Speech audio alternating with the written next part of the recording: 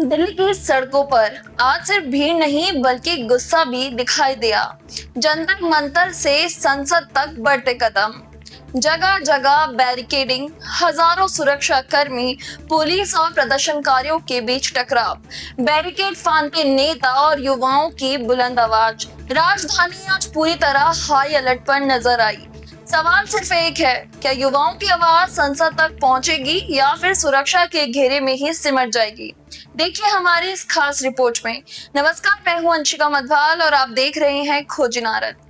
दिल्ली से संसद के मॉनसून सत्र की शुरुआत के साथ ही राजनीतिक और सामाजिक माहौल पूरी तरह गर्मा गया है।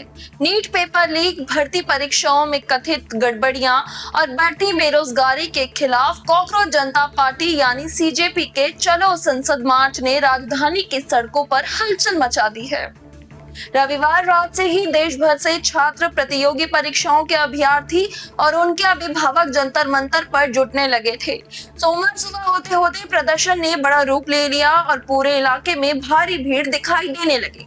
हालात को देखते हुए दिल्ली पुलिस ने पहले से ही राजधानी को सुरक्षा के अभेद्य किले में बदल दिया था।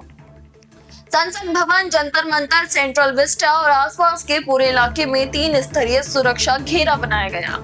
5000 से ज्यादा पुलिस और अर्धसैनिक बलों के जवान तैनात किए गए। कई जगह बैरिकेड लगाए गए, मेट्रो स्टेशनों पर सुरक्षा बढ़ा दी और भारतीय नागरिक सुरक्षा संहिता यानी बीएनएसएस की धारा 163 लागू कर दी है ताकि किसी भी तरह की अप्रिय घटना को रोका जा सके। लेकिन हालात तब और गर्मा गए जब प्रदर्शन के समर्थन में आम आदमी पार्टी के वरिष्ठ नेता आतिशी, मनीष सिसोदिया और संजय सिंह जंतर मंतर पहुंचे। बैरिकेडिंग के बीच नेताओं के प्रदर्शनकारियों तक पहुंचने की कोशिश ने माहौल को और गर्म कर दिया था। कुछ जगह पुलिस और प्रदर्शनकारियों के बीच धक्का मुक्की हुई, जबकि लाठीचार्ज की खबरों ने भी पूरे घटनाक्रम को सुर्खियों में ला दिया। सोशल मीडिया पर बैरिकेड फांदते नेताओं के वीडियो तेजी से वायरल होने लगे। प्रदर्शनकारियों का कहना है कि उनकी लड़ाई किसी एक परीक्षा तक सीमित नहीं है। उनका आरोप है कि लगातार पेपर लीक, भर्ती परीक्षाओं में देरी और बढ़ती बेरोजगारी ने लाखों युवाओं के भविष्य को संकट में डाल दिया है। इसी वजह से ये सरकार से जवाबदेही और ठोस कार्रवाई की मांग कर रहे हैं। दूसरी ओर दिल्ली पुलिस का कहना है कि संसद मार्च के लिए कोई अनुमति नहीं दी गई थी और कानून व्यवस्था बनाए रखने उनकी प्राथमिक जिम्मेदारी है।